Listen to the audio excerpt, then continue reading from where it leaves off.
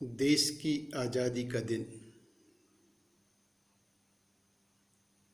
अंधेरे से मुक्ति का दिन, स्वतंत्रता के उजाले का दिन, परतंत्रता की बेड़ियों से मुक्ति के जश्न का दिन, 15 अगस्त।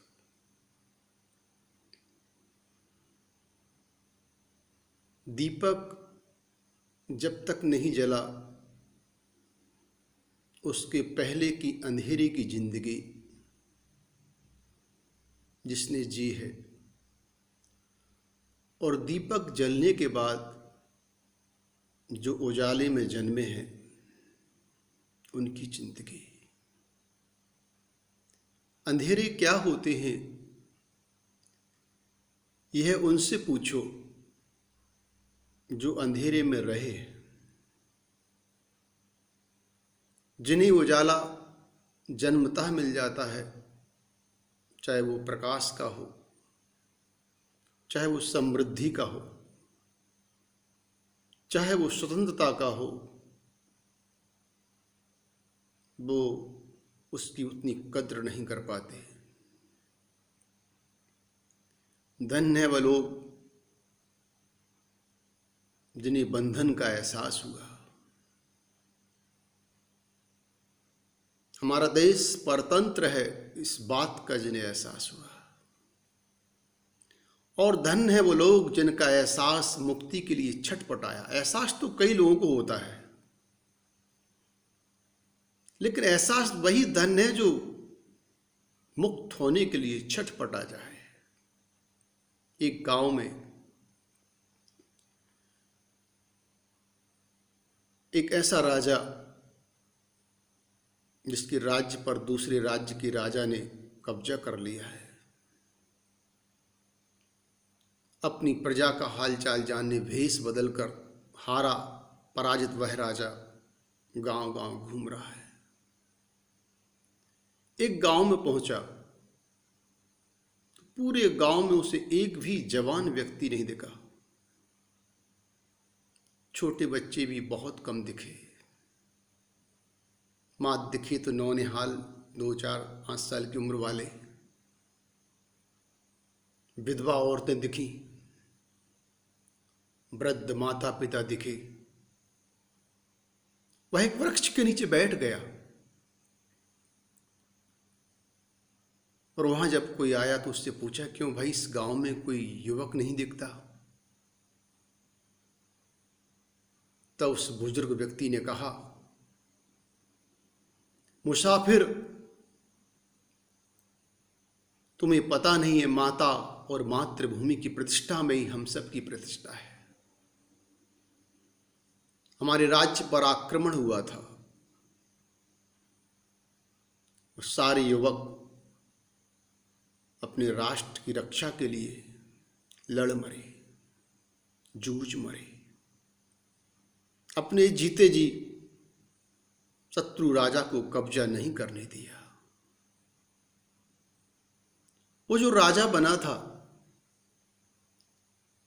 जो भिखारी के भेष में जो राजा था, उससे उनका दुख देखा ना गया। और जिस राजा ने उसके राज्य पर कब्जा किया था, उसने इस पराजित राजा की जिंदा या मुर्दा लाने पर इनाम घोषित कर रखा था। यह राजा, जो दिल से भी राजा था, अपने गांव के लोगों को लेकर राजा के दरबार में पहुंच गया और राजा से कहता है कि तुम मुझे जिंदा या मुर्दा चाहते थे, उसके बदले में तुमने कुछ इनाम घोषित कर रखा था। वह इनाम मेरे इस प्रजा को दे दो, ताकि इनका भूख, इनका दर्द, इनकी पीड़ा मिट सके। इस त्याग को सुनकर वो जो राजा गद्दी पर बैठा था, वो गद्दी पर बैठा ना रह सका। वो विचार करता है कि जिस राजा के दिल में प्रजा की इतनी जगह हो, उसके राज्य पर कोई और शासन नहीं कर सकता। वो उतर करके नीचे आता है, उस राजा को गले लगाता है और उससे क्षमा मांगता है कि क्षमा करो, तुम तो दिलों पर राज्य करते हो, मैंने तो तुम्हारे राज्य पर ही कब्जा किया है। तो राजा ऐसा ही होना चाहिए जो अपनी प्रजा के दिलों पर राज करे। गद्दियों पर बैठकर शासन करने वाले राजा तो बहुत हुए हैं, पर प्रजा के दिल पर बैठकर राज करने वाले राजा बहुत कम हुए हैं। राजा राम थे।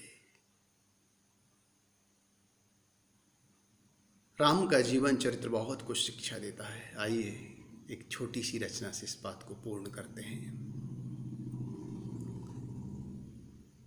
आजादी आनंद मिला है वीरों के बलिदान से, आजादी आनंद मिला है वीरों के बलिदान से, भारत माँ को मुक्त किया है अंग्रेजों के मान से, भारत माँ को मुक्त किया है अंग्रेजों के मान से, अनगिन वीर सपूतों ने जीवन का बलिदान दिया, अनगिन वीर सपूतों ने जीवन का बलिदान दिया, अमर शहीदी बलिदानों ने भारत को आजाद किया, अमर शहीदी बलिदानों ने भारत को आजाद किया, भारत माँ पर तंत्र रहे ये वीरों को स्वीकार नहीं, जूझ मरे कई वीर महाबली प्राणों की परवाह न की, जूझ मरे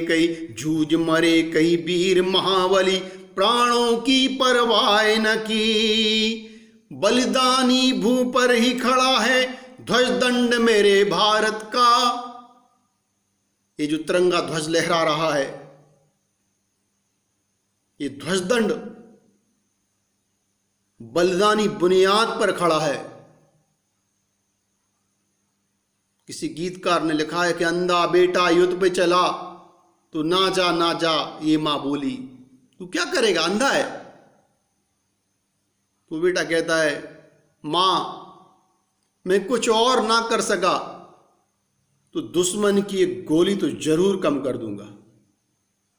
अंधा बेटा युद्ध पे चला तो ना जा ये माँ बोली, बेटा बोला कुछ ना कर सका तो कम कर दूंगा दुश्मन की एक गोली।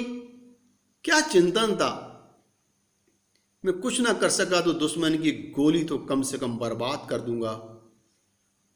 तो बलिदानी भूमि पे खड़ा है ध्वज दंड मेरे भारत का, लहर लहर लहराए तिरंगा, जयगान करे भारत का, जयगान करे भारत का, जयगान करे भारत का। आजादी आनंद मिला है वीरों के बलिदान से, भारत माँ को मुक्त किया है अंग्रेजों के मान से। जय जिनेंद्र, ओम शांति, जय भारत, जय हिंद।